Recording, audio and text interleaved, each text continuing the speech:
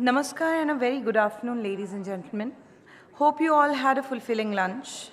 It is my pleasure to welcome you back to the second day of our 18th Sustainability Summit for the session on sustainability in global value chains, ambition and action. To all who have just joined us, I would like to inform you that the delegates can access all the summit details by scanning the QR code provided in their summit notepads and badges. Now I welcome our distinguished speakers for the session who are here with us today to join us on the dais, please.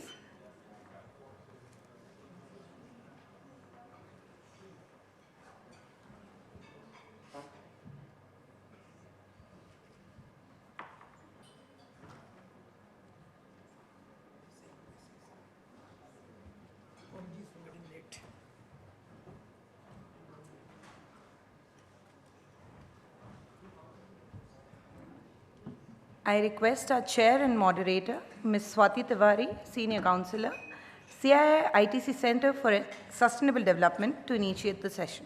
Thank you.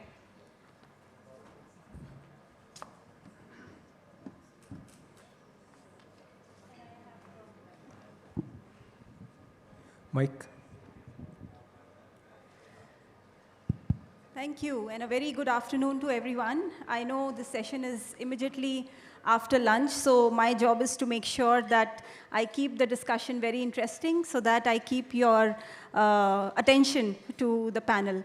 This is a very important panel, as the topic suggests. It's sustainability in global value chains, ambition, and action. Before I build the context, I would like to welcome my panel of speakers who are here with us, a very eminent panel that we have today. We have Mr. Marcelo Behar. He's the co-chair of B20 Action Council on ESG in Business, and he's also the Vice President, Sustainability and Group Affairs, Natura & Company. We also have Linda Kromjong. She's also the co-chair of B20 ESG in Business Action Council, and she's also President Amphori. Also, I have with me Ms. Pratna Bora, Director, CDP India, and Mr. Sanjay Khare, Vice President, Sustainability Strategy, Skoda Auto Volkswagen India Private Limited. Myself, Swati Tiwari, and I'm the Senior Counselor at CII-ITC Center of Excellence for Sustainable Development. This is a 1-hour session. I have been asked to keep it very strict to 1 hour because immediately after this, we have a small felicitation ceremony. So I will start with the opening remarks from my panel here, and then I'll follow up with 1 or 2 questions. And then we would also like to open it up to the audience here. And as time permits, we will take some questions from you as well. So as the topic suggests, it's sustainability in global value chains. I think value chain and the nudge that we are getting on sustainability integration in value chains is gaining a lot of momentum. Last year, at the 17th Sustainability Summit, we did a panel similar to this on sustainability in value chains, and we emphasized the importance of why companies need to start looking at beyond their operations and integrating sustainability. And I think that dialogue has gained a lot of momentum. We also see a lot of drivers which are pushing this momentum going forward. Of course, we know in terms of general sustainability being pushed, we have investors as stakeholders looking at how companies are taking responsible decisions in their value chains. We also have a lot of mandates coming. So not just the local mandates, but the global mandates which are coming, especially from EU, in terms of what the companies are doing in their global value chains. And I think that is a very important nudge that is coming to value chains across geographies, especially Global South, because that's a hub of value chains in the Global South, catering to a lot of other geographies. So how do we prepare? So these drivers, be it a mandate, be it a regulatory framework, be it the investors' push which is coming, or even companies' own demands, where they want to make sure that the footprint that they are creating on environment or social is also managed across the value chain. This nudge that is coming, while this ambition is very, very good, So when we talk about it, that this is what needs to be done, that's an ambition that we are creating. But what is important is that what actions are taking place at the ground level, and what kind of systems we can create to enable the value chain players so that they are able to take the right actions in streamlining or integrating sustainability in their respective work areas. So let's hear from the panel today what are their thoughts on how they can meet and create this balance between the ambitions and the ground level actions that the value chain partners are creating. I also just want to take maybe just 1 minute to also mention that as CII, we have been working with value chains in a very systematic manner for last 1 year through our initiative called Eco Edge. And it has been piloted with Skoda Auto Volkswagen India Limited, not with the company so much, but with the 20 value chain partners. And we are doing this work with other OEM as well. So we have, over a period of time, roughly covered around 30 value chain partners. And there are certain learnings and insights that we have got at India level in terms of, and these value chain partners are companies, auto component suppliers to these OEMs. They are big companies, small companies, medium-sized companies. Couple of things is I just want to build the context here, and I think my panel members can pick it up from there. So there are 4 areas on which we engage with them. One was the decarbonization area, the other was health and safety, circularity, and human rights. What we found was that out of these 4 areas, 2 are areas to do with the environment and 2 were to do with the social dimension. The engagement that we had on the social dimension was much better than environment, surprisingly. And so health and safety and human rights related performance that they demonstrated to us was comparatively better than the environment and circularity. And we found 2 reasons for it. One was that areas like health and safety are primarily driven by a lot of management systems which have been into place for many years. A lot of companies have deployed them, and the companies are able to follow those standards to have the relevant action.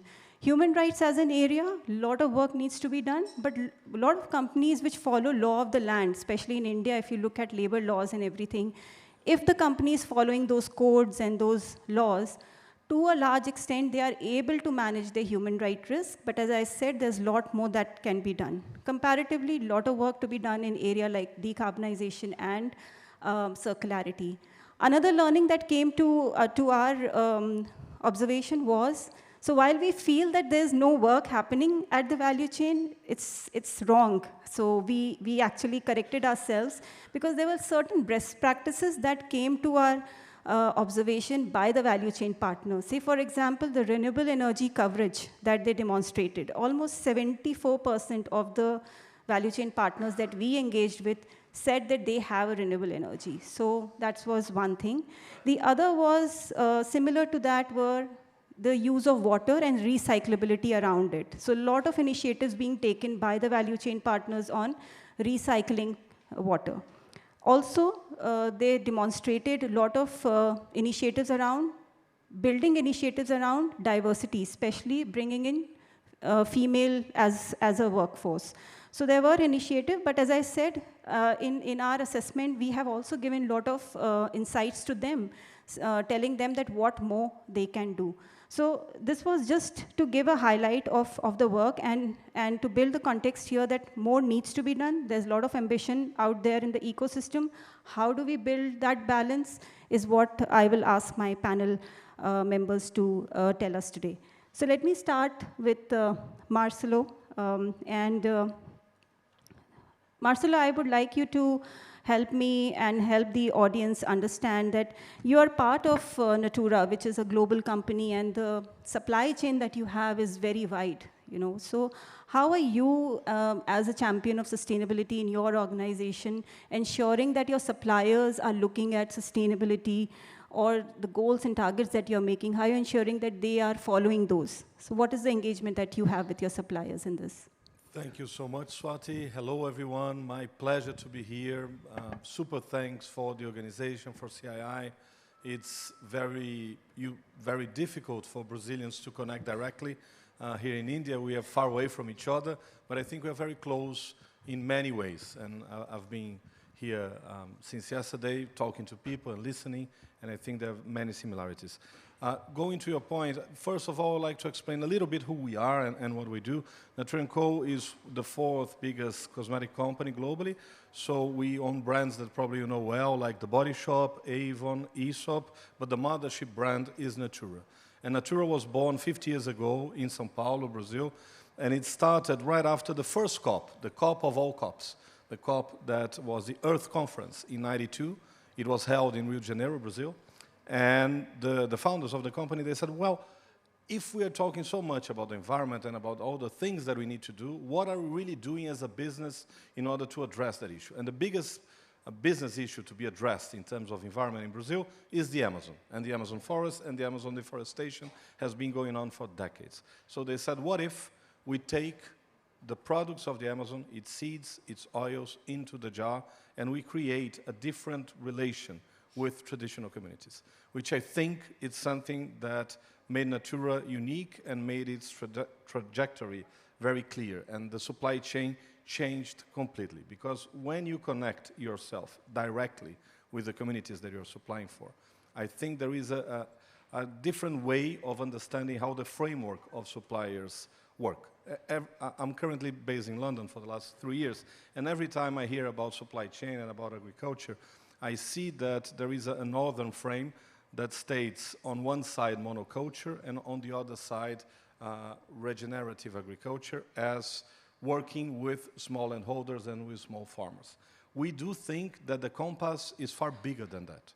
You go from monoculture into small landholders, but also to traditional communities and to indigenous communities.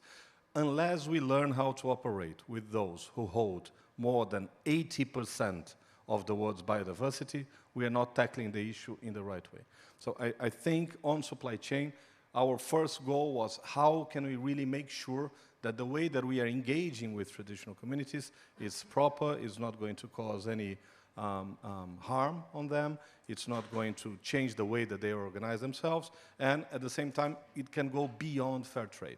So the Nagoya Protocol from 2014 established the ways on how you can pay for access for benefit sharing with traditional communities, and Natura has been doing so for the last 16 years.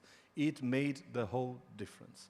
So the communities stopped just taking the fruits by their own hands, and they started to develop technologies and sustainable technologies for their own environment so they could develop different ways of sourcing.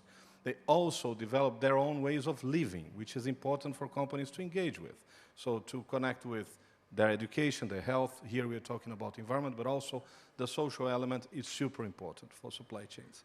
And I think finally, there is the third-part accreditation, which is vital, so you are credible on what you're saying, you're not just saying, you're being measured by. And we formed with Veleda, the German company, an institution in Holland called the Union for Ethical Biotrade that has been going on for the last, I think, 15 years. And they measure and they really connect how can you take your supply chain into a more regenerative level. So I strongly engage you, those who are interested at this model and this way of operating, to check how their reports are and how they are reporting in different frameworks. And we can talk a little bit more about it in the next session, how different frameworks can connect the dots between climate change, nature, and business. Thank you, Marcelo. I'll come back to, as a follow-up question to this connection that you made here. I'll come to Linda now. And Linda, I would like to hear from you that how can businesses achieve sustainability in their supply chains, in their value chains? What are your thoughts? Well, I think that Marcelo touched already upon a very important point, which he is doing, which is collaboration. Without collaboration, we will not be able to set up businesses for success nor set up society for success. So that's what you just also clearly express in how you manage your value chain. If you look into Amfori, that is what we do. We have collaboration in our DNA. We work together with our 2,500 company members and the suppliers that they are working with to make sure that we improve the environmental, social, and governance performance of the entire value chain. And that's hard work, and that requires continuous improvement and needs a lot of support on the ground. That's also why we are in India here on the ground, and Natasha is sitting there in the audience to help the suppliers of our members with capacity building, with meeting those expectations. And we all know that the expectations are huge. As sustainability, I'm not going to explain it here, sustainability is a given. I think we have seen enough evidence that sustainability is a good driver of business resilience. It really contributes to business success, and sustainability has to be part, say, of the corporate strategies and not, say, a nice to have, but a must do with clear and tangible benefits proven by many studies. I'm just going to give one example here, COVID pandemic, huge disruptions in the supply chains. Those companies that had long-term relationship with the suppliers and really were through towards sustainability really outperformed those who didn't have those long-term relationships, who didn't value collaboration, who were not focusing on people, planet, as well as profit, and they came out much stronger out of the COVID-19 pandemic here. What we view in our collaboration is that through our members, we reduce duplication. Everyone's resources are scarce, and if we want to make impact, we need to be smart about how we use our resources. So we collaborate because we have a joint principles, joint code of conduct, joint approaches towards what good due diligence means, joint approach towards capacity building, which is by the members provided to the suppliers free of cost. We collaborate with others to also here avoid duplication of efforts, and I really think that is crucial moving forward. There's one thing I would like to express here. I was also here yesterday, attended almost all panels, and what I noticed is that we speak a lot about environment. You mentioned also human rights came out quite well in the collaboration that you did with regards to, amongst others, with Skoda, and that we will learn more about, say, after this panel. But it's all elements are equally important. We need to have a strong environmental approach that can't work without a strong social approach, which is people-focused, and that must be underpinned by strong and robust governance, and that includes a policy framework that includes accountability at the right levels, but it also includes, I would say, good values, good ethics, as well as a grievance mechanism, because we know that not everything is perfect, and we know that if and when issues occur, there's an expectation that we solve them. Not that we are perfect, but the expectation is if and when something pops up, that we're actively working on that together. So collaboration for me is all about not reinventing the wheel. Collaboration is all about using our resources efficiently and effectively, and that's within business communities, but not only, that's also between businesses and governments, but it's also between businesses and other collective schemes and other businesses. It's a non-competitive space if we do this well, and that's the only way forward in driving impact here. One last word, if I still have a bit of time here. Those due diligence principles are based on international standards. Irrespective of all legislation that is coming up and that's being seen as a driver of change, these drivers were already out there, and many of them already embarked on that journey. You would just express that here too, that human rights, health and safety, diversity and inclusion are becoming, I would say, more normally used in our daily practices. And that's really something good to acknowledge. There is progress. That doesn't mean that that we can't do more and that we shouldn't do more. And with regards to, say, the different roles that actors have, government has a specific role to play, need to put in place regulations that work and that are being enforced. Business has to respect those, but we also will need to have this access to remedy at the operational level. And here also collaboration, again coming back to my word here, is crucial. Because if every business tries to implement a grievance mechanism for their supply chain on their own, I don't think we will be effective, nor address, say, the issues from the people and the planet in the right manner. So thank you for the time. Looking forward to dive a bit more deeper into legislation due diligence in probably if we have got more time further on in the panel. Yes, Linda, we'll love to hear from you a little more on due diligence, and I'll come to that as well. I'll come to Mr. Sanjay Khare, and Mr. Khare, we have been working very closely with you, and we know that Skoda, or for that matter, any automobile company, has a very wide and a complex supply chain or value chain, because we look at upstream and downstream both. In terms of your engagement with your own, supply chain, what are the kind of challenges that you have been facing with your suppliers, and how have you been dealing with those challenges, specifically the engagements related to sustainability? Thank you, Swati, and thanks to CII and all my partners who are present over here with me. I think we'll call you personally for felicitation at the end of the program.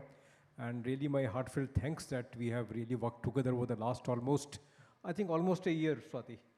And now it's an accreditation which is coming from CII that we are getting certified to this value chain. I think 2 of the partners could not make it, but that says that yes, it was really a diligent work that was done in finding out these things. So how it started, I'll just set a bit of the context. It was year 2018, where Volkswagen as a group had set a target to become go to zero, one of the first companies, and it all started after the Paris Climate Agreement 2015. And we had set out a target that will be go to zero by 2050. It's a big target, but what were the small short-term targets? We came out with a mission go to zero globally. And the first part of it was about decarbonization and climate change. Now, decarbonization equation is very well known, how many gigatons of CO2 which can be emitted into the atmosphere, so that we do not cross a limit of 1.5 degrees centigrade. So it gives just another 7 or 8 years to us to go that we should clip our emissions to 41 gigatons of CO2 every year globally. Otherwise, we'll be crossing 1.5 degrees centigrade temperature, and that will what lead to all the weather disturbances which we are seeing anywhere right now in form of extreme heat or extreme floods which are coming globally now, all the parts of the world. So this equation is very clear. Ultimately, we have to stop emissions out of our whatever we do. And if we take the data of the emission equation also, 30% of the emissions come from energy generation, and the 30% comes from manufacturing of materials for like steel, cement, concrete. And the 16% come from transportation, then building, and then about from farmings. So transportation, we contribute 16% emissions globally. And within our automotive value chain, almost 70% of the emissions are the tailpipe emissions. And that's why the way the world is moving towards how to become zero on the tailpipe emissions by electrification globally they are working upon. Of course, that has got their own supply chain challenges of the lithium and other things. Hydrogen is also coming up, but yet not established technology, though electric is. And even if whatever the IC engines are there, how to make them much more fuel efficient. We already have got an example from Brazil over here, how they have moved towards bio-based fuels. And I think we're also working on that. Almost 20% of bio-based fuels we are able to do in India also. That type of methanol is being added to the petrols which is available now in the market. So whatever really was in our hand was 2% of our in-house emissions, but more than 15% of emissions were in our value chain, 5% in recycling. So first of all, we worked in-house, I think very focused way. We started converting our energy to much more, I'll say, energy efficient operations inside, 100% energy efficient tube lights, all the energy, whatever's getting waste to use through heat recovery boilers, to reuse that energy. And then we started switching to renewable energy. So all our rooftops we converted into 18.5 megawatts of solar power. And that's where we discovered one equation that energy, if we are using the renewable sources, it's good on the economics also. Instead of buying it for 8 rupees a unit, we are able to generate for 3 rupees 60 paisa, 60% hooping cost saving. So this gave us a lot of energy to work in this direction. Second, we focused on the water. So now today's date, our plants are 100% zero liquid discharge in our direct plants. And not just that, we are water positive also. More than the water that we use inside, we conserve in the societies nearby. It was all possible, all at zero cost, and not just zero cost, it was generating a lot of benefits to us. We became a zero waste organization. So more than 99.6% of our waste is diverted away from the landfills, and all this is TOE certified. Not just that, just like a bee, when it sits on a flower, it sucks the honey, but leaves the flower like that is. And with that philosophy, we invested 8,000 crore rupees or 1 billion euros in our plants for taking out new models. And at the same time, the biodiversity in the plant went up by 30%. Instead of 250 species, we had 330 species of plants, birds, butterflies, animals inside the plant. So all this gave us a lot of thoughts that now it's time to really move ahead out of us and move toward value chain.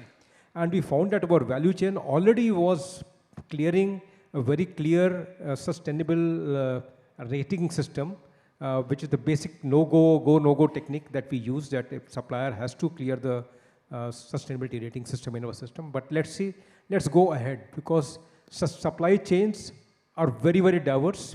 And we have got 5 brands: Skoda, Volkswagen, Audi, Porsche, and Lamborghini. All the dealerships, almost 600 dealerships we have. So today's date, we have got full CO2 inventory of all our dealerships with us. And how many of them are already working in the renewables direction, how many working on water and waste, particular dealer side. And on the supplier side, I think there's one great initiative which came. I think CII has given us 4 wonderful pillars to talk about: decarbonization, circular economy, health, safety, and human rights.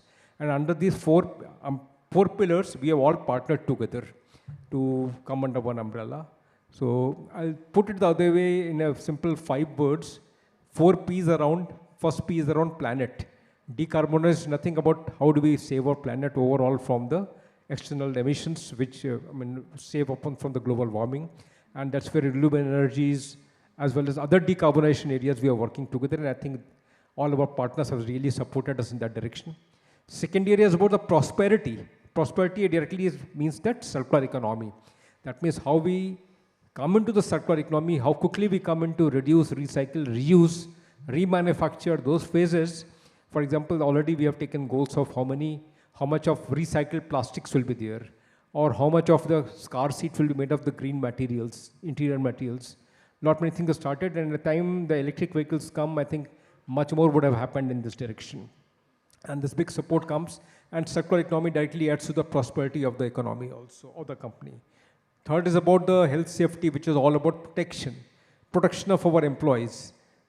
If we bring 0 accidents, I think that's the one basic of motivation to a person to come, that I'm working in a safe workplace, and he'll give the best to give the best quality and productivity out of it. And fourth of the P is about making the principles of human conduct. That means we are respecting all the partners of the society down the second, third, fourth, fifth level of the value chains, that everywhere there's nothing like modern slavery, nothing like diversity issues, nothing like equal wages, no remuneration problem. And last but not the least, the 5th P I will talk about is the partnerships. The collaboration that we've all done together, I think we have to take it to the much higher level, next levels, and that is where we'll be able to achieve a much greater depth.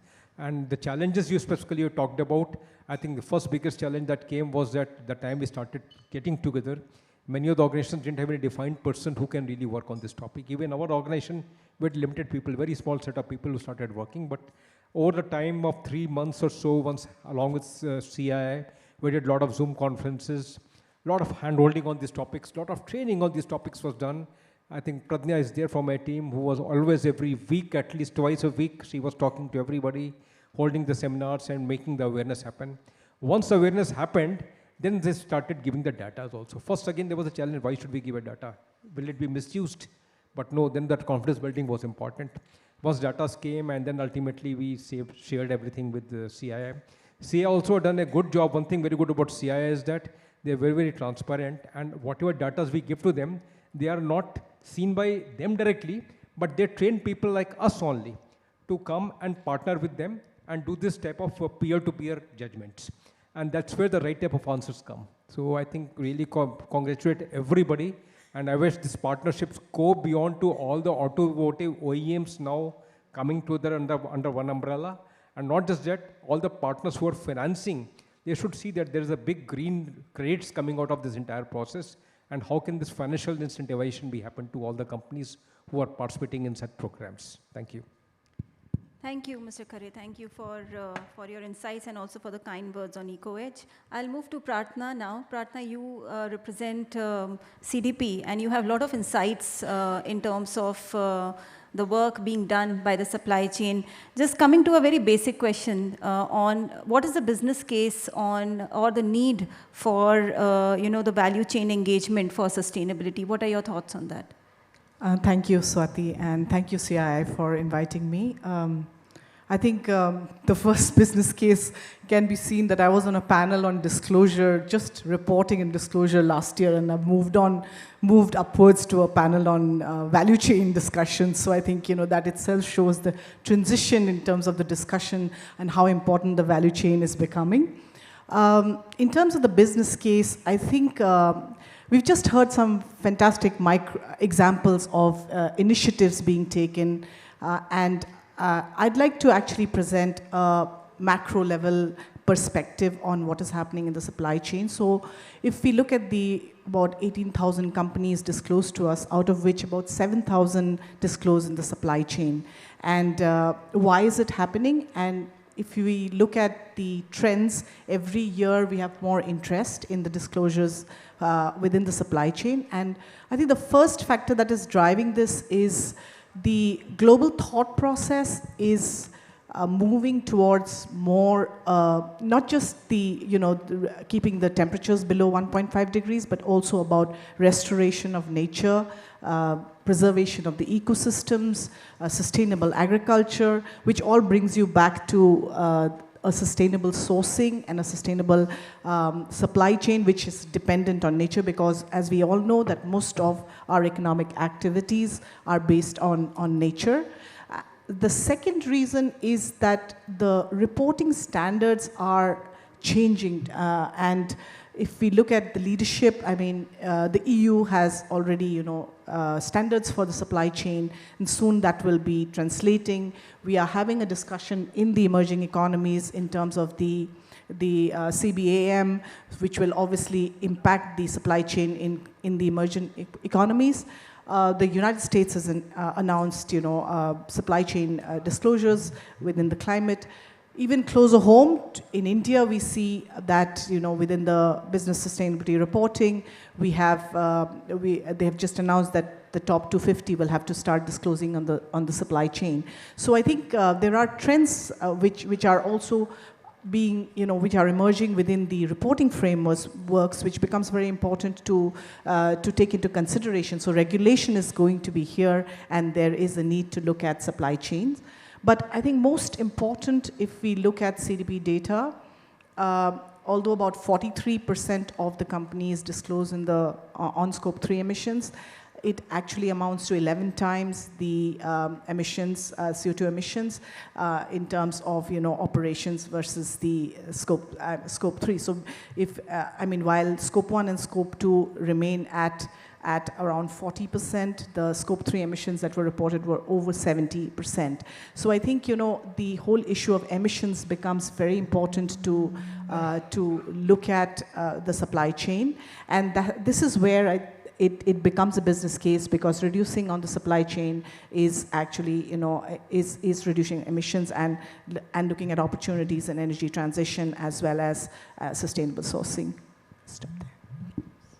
Thank you, Pratna. So since we are talking about mandates, regulations, different frameworks, Marcelo, I'll come to you, and I would just want to understand, considering a global organization operating in different geographies, how do you navigate the differences between policies, the mandates or the disclosure frameworks, because you're spread so much that you have so much to look at, and also as a company to amalgamate everything together. How do you navigate these kind of challenges, policy, mandate, disclosures? How do you sail through this? It has taken many nights of sleep, I promise. And I think we're all looking for the holy grail in sustainability, right? And there is no holy grail. I mean, there's no one standard that will take everything into consideration and that will connect all the dots. But after understanding at least around 100 different certifications, frameworks, etc., and operating in 110 countries, I think we had to stick to where the problems are. And I'm trying to build a dialogue here with, I love the way that Sanjay plays the equation. So now globally, if we look, my equation would be, in order to produce around 100 trillions at the world GDP, 400 trillions which is the total global finance, we are emitting 42 gigatons of CO2, and we have an X on nature. We have no idea how much nature, we know deforestation rates, but we don't really know how much life is being taken away. So probably, I think there are 4 main metrics that are already established for carbon that are not established for nature. So the first one is the scientific metric. IPCC agrees, and we have scientists from India, Brazil, United States, globally, agreeing that we know how we emit, we know how much we emit, we know what the main offenders are, we know that energy plays a role, we have to transition from fossil fuels into renewables, we know that land use is the second biggest offender, we have to change the way we do agriculture. Science knows where we are.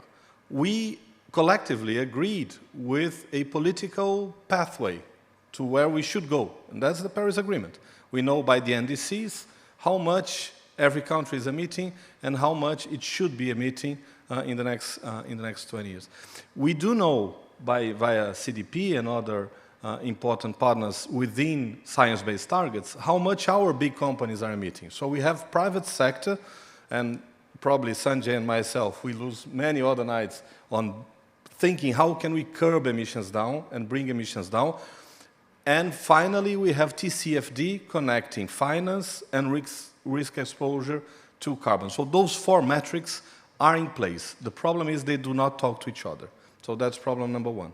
We should get away to incentivize and to finance business who are curbing emissions down, matching the targets on a global level and a national level, and having science being working. That would create the virtuous circle.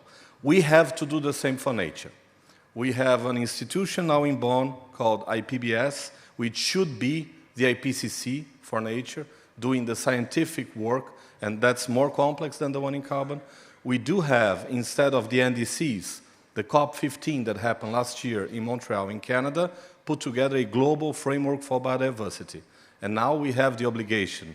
For the next 2 years, every country should have its own plan, the NBCEP, and sorry for the many acronyms, but the NBCEP is the national strategy for nature, and we should pay attention to what we are building to make this effective.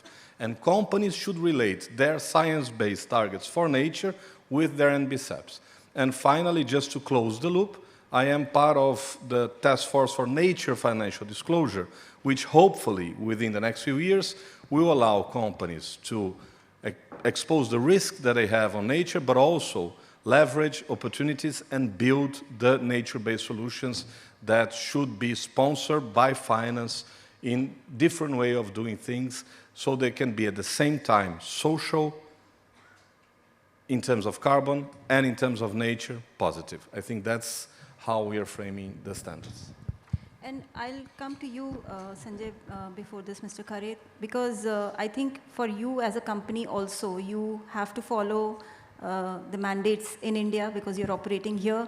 And I'm sure there are mandates or frameworks that you are supposed to also follow coming from your, the head office. How do you deal with those challenges?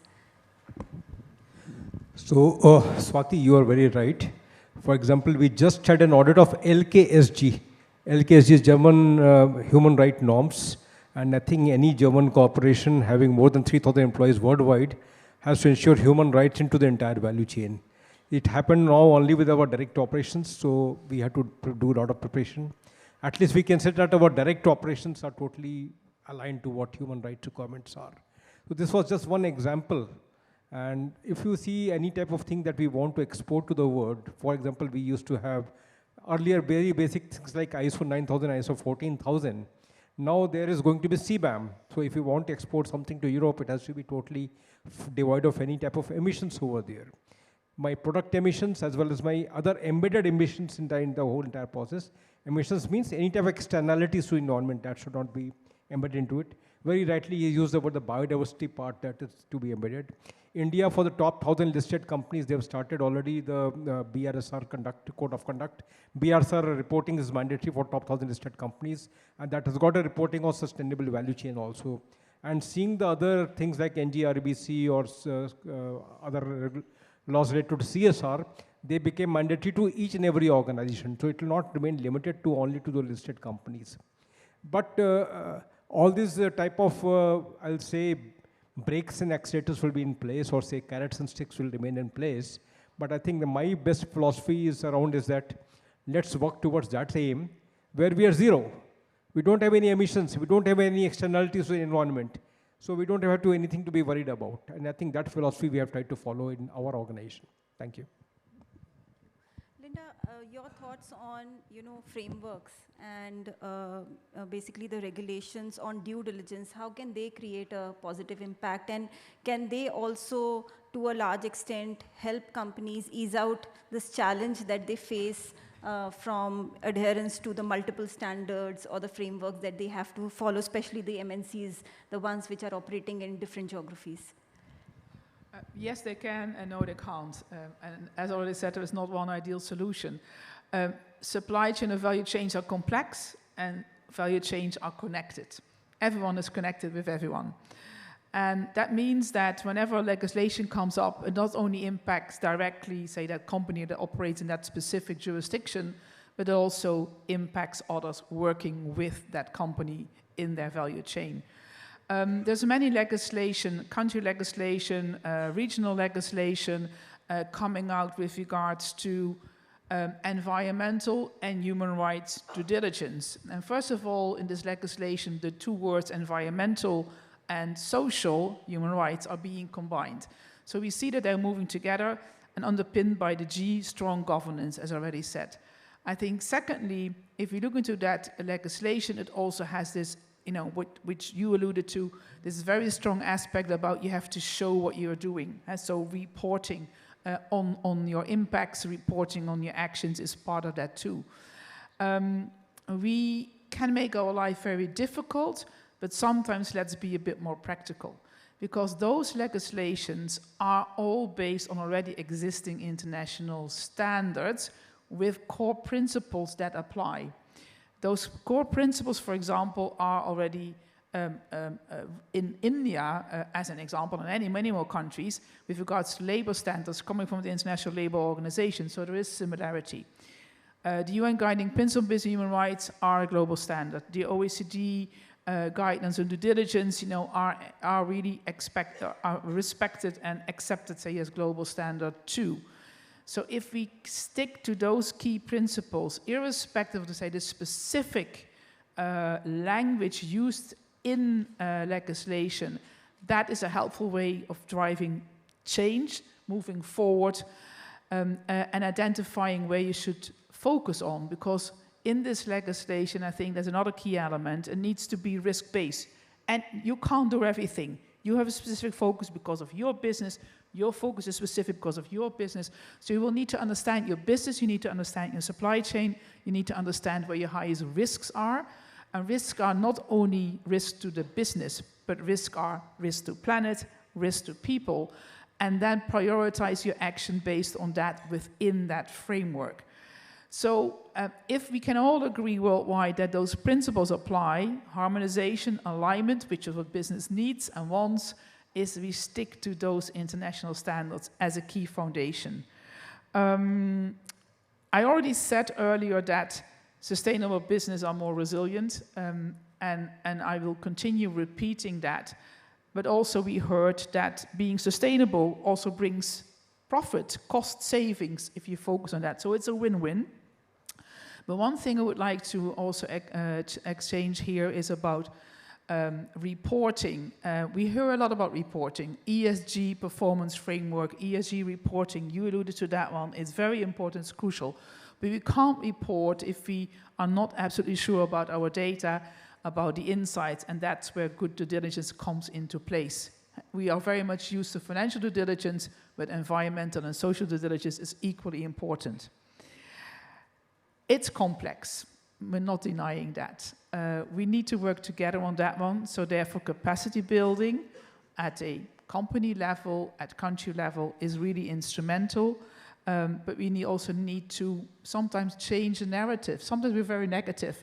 Oh my God, it's going to take time. Oh my God, it's going to cost. Oh my God, it's very complicated. Oh my God, I don't know where to start. But if we try to make it simple, go back to the basics, and just start working on it, I think that's the most important step to take. Just start doing it. And start now. Because every day you start later gives you, as a business, I would say, competitive disadvantage, and you miss out on the opportunity to, grow your business and do good for people and planet at the same time. One element that is still, I would say, not put enough in the spotlights here, what we also see more and more being included in this legislation, is access to remedy. And access to remedy is crucial because, as already said, no one is perfect. Companies are not perfect either. Governments are not perfect either. We make mistakes. And if we make mistakes, we need to make sure that people have access to remedy and need to find the way in, the legal system, but as well as operational level within companies. So having this mechanism in place is important. I already said we have one. But maybe I forgot one important thing, linking it back to India, which is really important from Fori, is that we're going to launch the Speak for Change grievance mechanism for the suppliers of our members, but also connected, communities in India in October of this year. I'm going to pause here now, also in the interest of time, because I see Swati thinking that the clock is ticking. Yeah. Thank you, Linda. And because you spoke about India, Pratna, I just want to know your thoughts. We are zooming into India, and where is India in terms of, when we look at the global value chains, what is India's position in terms of the disclosure and reporting that Indian companies are doing? CDP started the supply chain disclosure program last year, so we are into the second year, and we have some insights from our work on the supply chain. I think the initial hitches that we faced was in terms of identifying the supply chain. I think even the larger companies, when they actually get into identifying the supply chain, and it's quite surprising that in the first year, although they try to identify the list and then reaching out to the list, so it's very complex because in countries like India, about 40% of the supply chain for some of the companies would be MSMEs. And then that could be just, a 1 or 2 person company. How does one work with them? How do you bring in the aspects of measuring emissions or the regulatory aspects or even the understanding of nature? So I think these were very basic questions that we started our work with. We are into the second year of our supply chain program. I mean, we just concluded the disclosures. And I'm actually very proud to say that the companies that disclosed in the supply chain actually continued to disclose, which means that they went from a 23% supply chain disclosure to almost 52%. And that, I think, is a very positive trend. And the good part is the quality of disclosure has also, improved. But the challenge here, and I think Linda mentioned it, is the capacity. Other than the understanding of emissions, I think the capacity to estimate emissions, to assess, and to even to transition, to clean energy is a challenge. Now, if we look at the global data, because India is too small a sample now to do some assessments, only 0.04% of the supply chain companies have a target, emission reduction target, like a science-based target. And similarly, only 1% of the companies have support in terms of financial and technical support from the corporate, the parent company. So I think there are, if we look at India, then that would become even more difficult, basically because, again, we are talking about really small industries.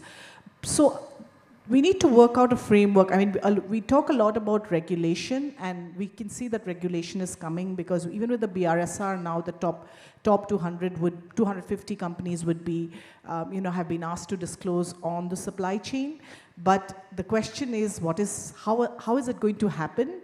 And I think that is where some interventions are required because, it's not just about increasing the numbers, but it's also the quality of the data and how do you reach out beyond? Because there are some great examples here. I think Skoda is a great example. So the leadership of the larger companies who have an ESG framework, who have a team working, could be one way. Mentorship, we've seen the value chain engagement if you look at India data, the value chain engagement at the moment is restricted to just education and awareness. I think we need to go beyond that a bit in terms of what kind of technology support, what kind of energy transition support, even in terms of understanding the regulatory aspects. I think these are core areas where a lot of capacity building would be required, and I think the focus in emerging economies, and particularly in India, because of our experience, I think a lot of, again, I think we come back to partnerships again, because I think it can't be done alone by a CDP or an organization which is looking at just disclosures. We do need more scientific assessment processes which can contribute, and for that I think we need to build a partnership framework so that the Indian supply chain begins disclosure and thinks about reducing emissions. Thank you, Pratna. And I'll pause with my questions at the moment, and I'll just want to check with the audience if there are any questions which the audience may have from the panel. There is one question here. Any other? Two? Any more people? So that we can gather one or two questions for the panel. Three, okay. And so I'll hold on to my questions. Okay, can we have the mics, please? So we can at least take 3 questions together, and then, please, your name and who do you want to direct the question to? Sure. My name is Indranil Seth. I'm an environmental and sustainability consultant. I have a quick question to the panel. Do you think regulatory approach is the best approach for having the supply chain on board on sustainability reporting? If so, why? Thank you. Okay. Can we also have the second question? Good afternoon. I am Commandant Pradeep, a sustainability specialist. Right now, my question is to Pratna ma'am, that BRSR framework has come, core framework has come, and so many frameworks. Are we looking as a government policy to have boot camps? Rightly you said, so that all at different levels are integrated and ensure what is envisaged by the government is implemented in true spirit at the quality level with respect to data and its genuinity. Okay, very similar to what he has also asked, so we'll answer that together. I think there was a question here from the lady. Yeah.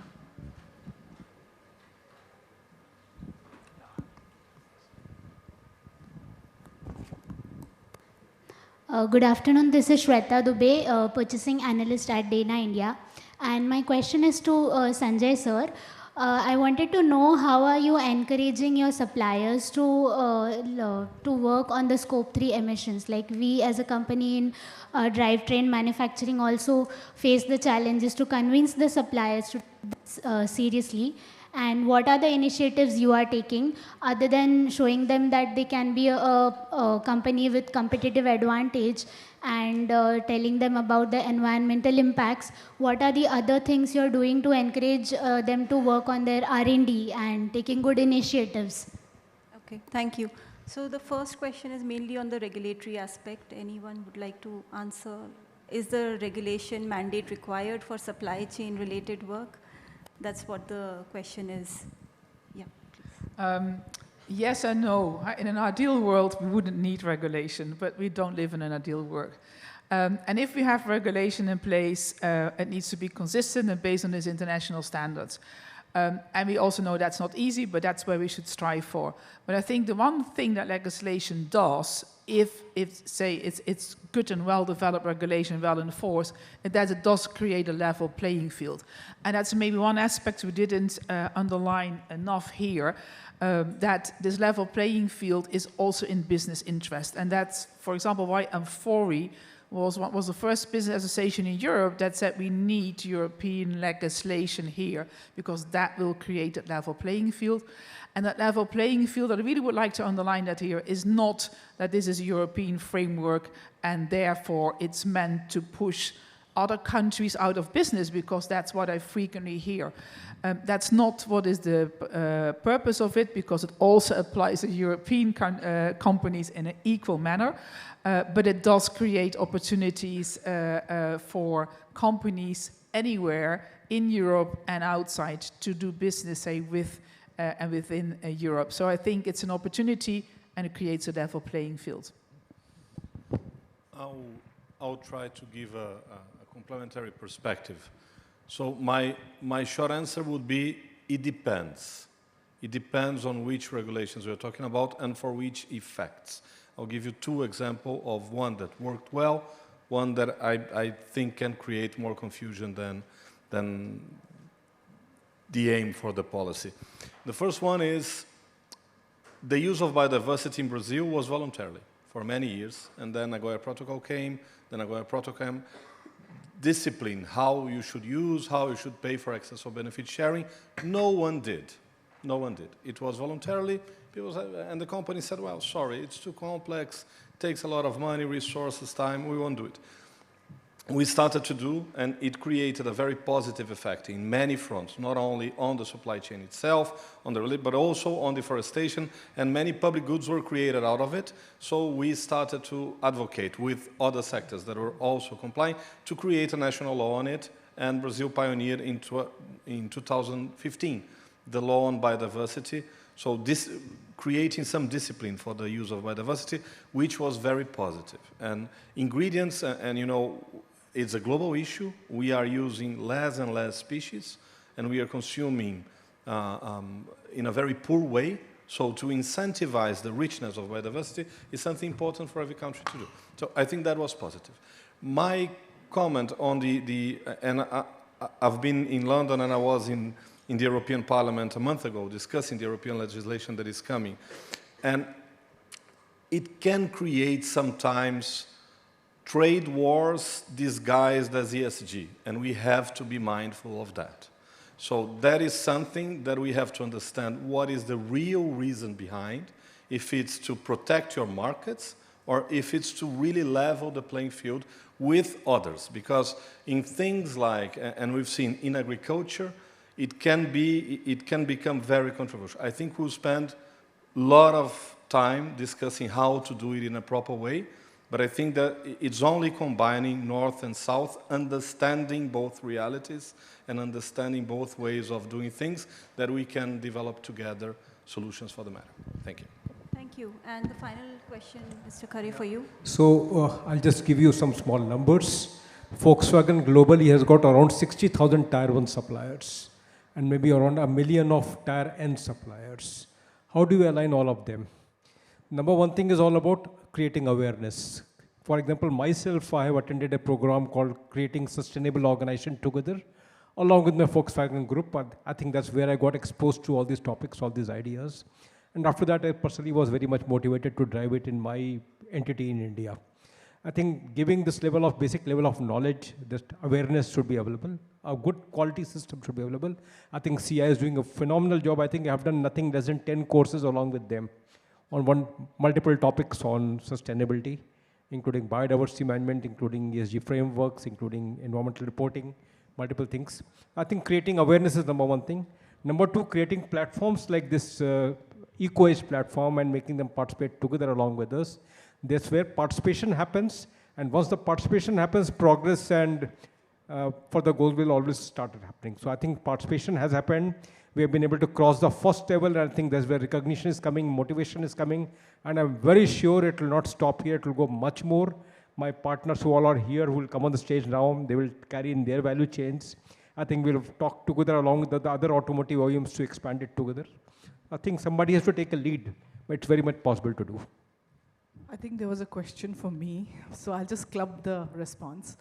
I just want to give the example of CDP, because we're not, our disclosures are not regulated or doesn't need a directive of any policy.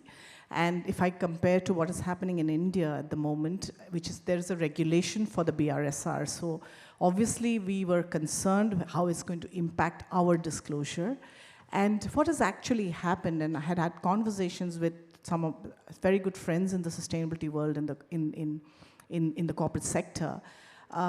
We have actually increased our impact and presence when the BRSR was introduced. And this is quite interesting because when I ask the corporate leaders, they tell us that they disclose to us not because it's mandated, but because it helps them to understand where the company is going, to understand and estimate risks, and look at what are the opportunities. So I think when you disclose it, or when you start reporting, it is also about understanding your business processes, because we must try to understand, like Marcelo said, that regulation may drive disclosures, but ultimately it's about the impact that we want to create. And we need to understand that this is environmental impact that we are talking about, and it affects every one of us, including all of us sitting in this room. So I think the realization is increasing. We need to go much further, but in terms of whether we need a regulation and how much is regulation going to impact it,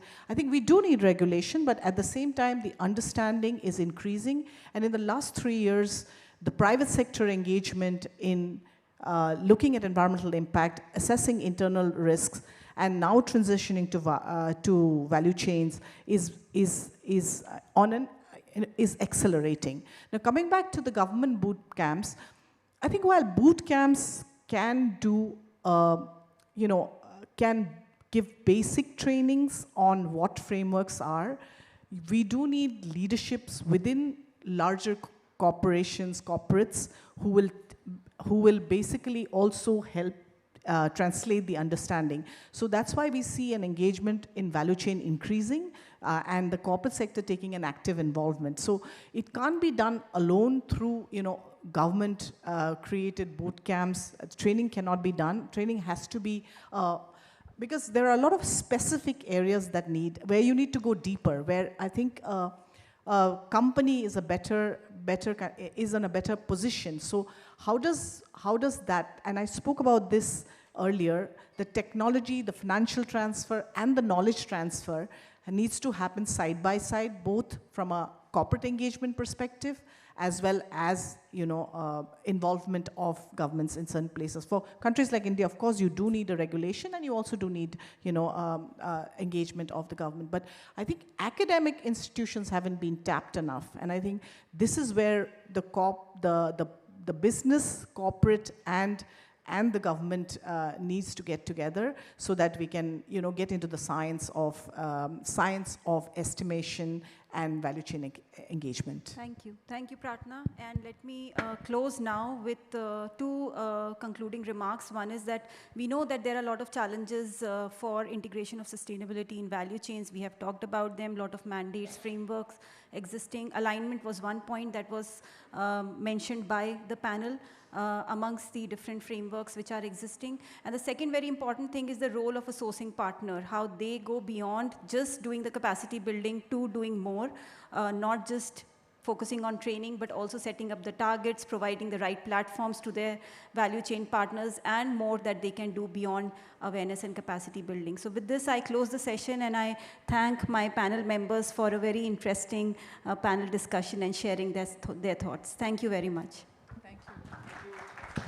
Ladies and gentlemen, with this we conclude the session. We thank our distinguished dignitaries and our moderator for an engaging discussion. I kindly invite all the speakers to assemble for a group photograph.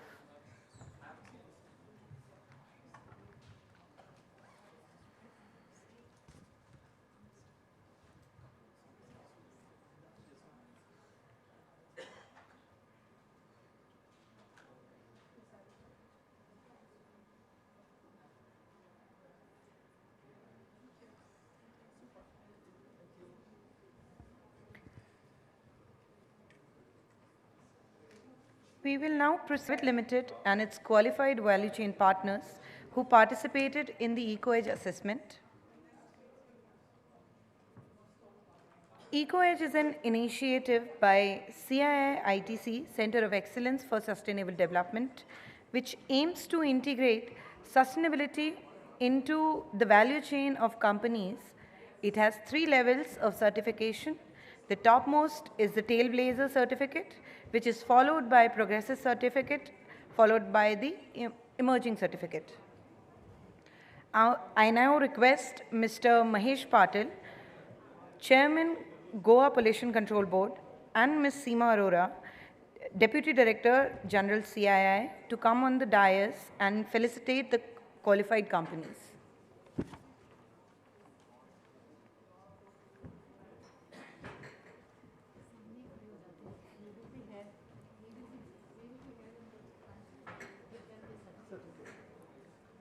SCODA assessment involves 17 value chain partners, out of which 14 are being awarded the EcoEdge Emerging Certificate for demonstrating initial strides towards sustainable practices in their operations.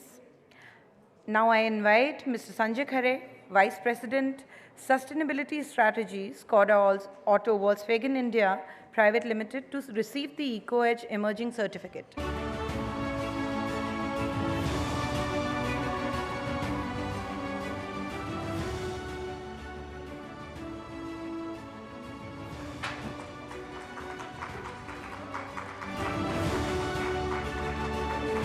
Congratulations, Mr. Khare.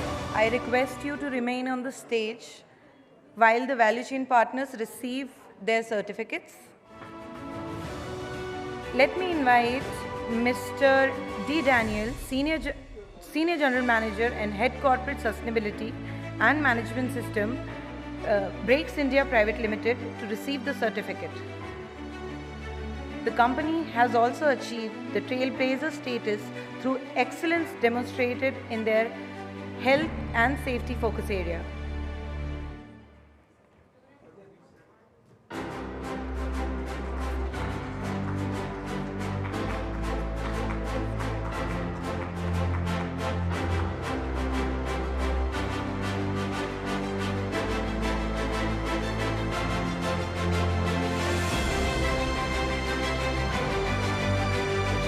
Next, I invite Mr. Gautam Ghorpare, DGM, SRMC Automotive Products India Limited, to receive the certificate.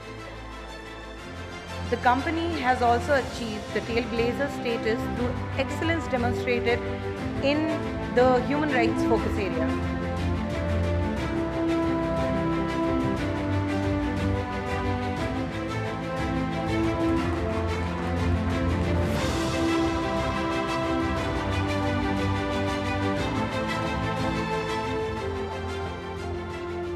Now I invite Mr. Notej Singh, Director Operations, and Mr. Pawan Kumar Singh, Deputy Manager, HR and EHS Aptiv Components India Private Limited, to receive the certificate. I request all the esteemed guests to please give a round of applause to the companies.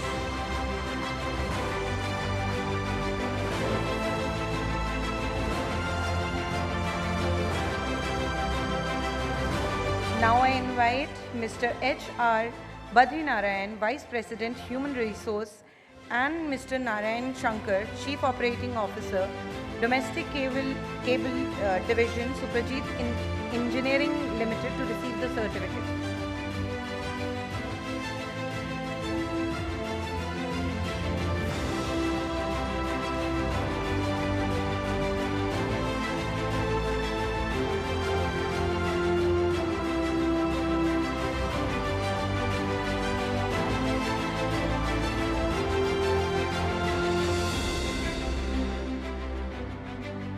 I now invite Mr. Bhupen Delore, Chief Manager, and Mr. Manoj Patil, Senior Manager, Del Auto India Private Limited, to receive the certificate. I request everyone to please encourage our certificate receivers with a round of applause, please.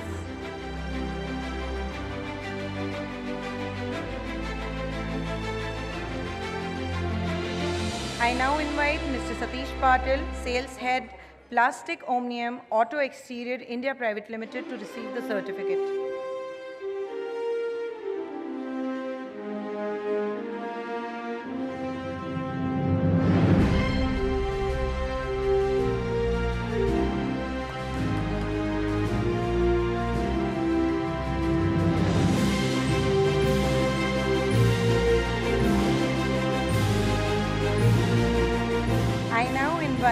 Mr. Rahul Deshmukh, Vice President and Managing Director, Lear Corporation India, Lear Automotive India Private Limited, to receive the certificate.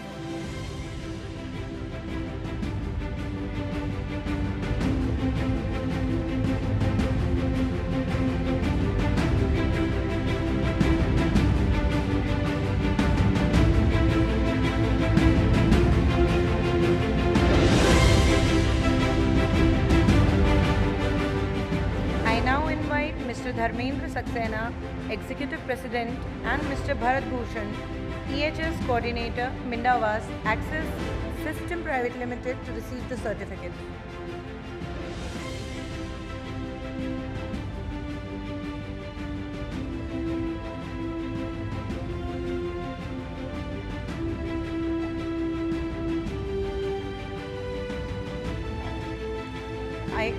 I now invite Mr. Selva Kumar, Roots Industries India Limited, to receive the certificate.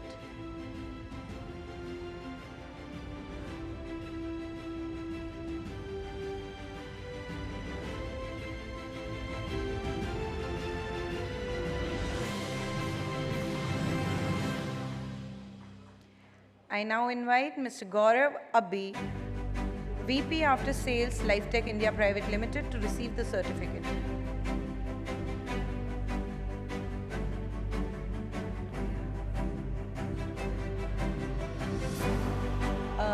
I now invite Mr. Pankaj.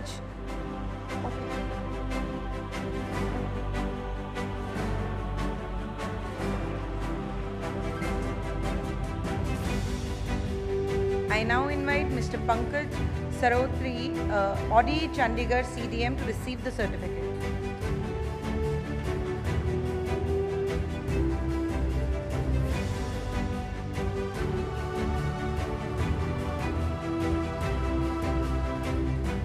I now invite Mr. Tejas Ved, Audi Gurugram Christian, to receive the certificate.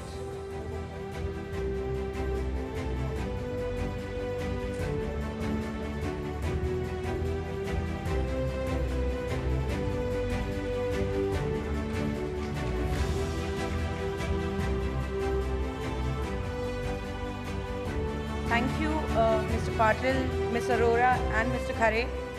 I congratulate. I request all the partners from Skoda Volkswagen team, the Skoda company people, as well as all of our supplier partners and CII team who made it happen. Please come on the stage for a group photograph together. Swati and team, everyone.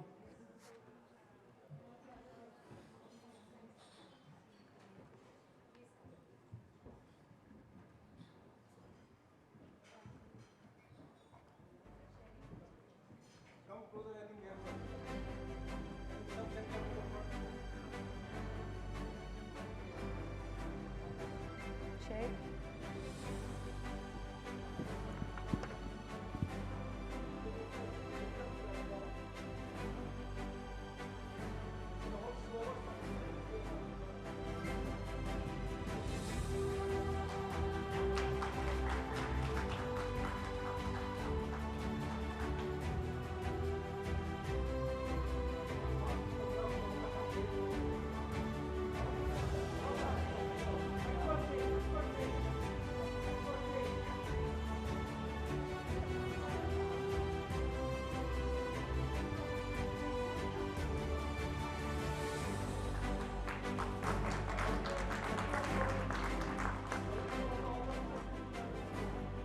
Congratulations to all the companies for their efforts towards sustainable practices.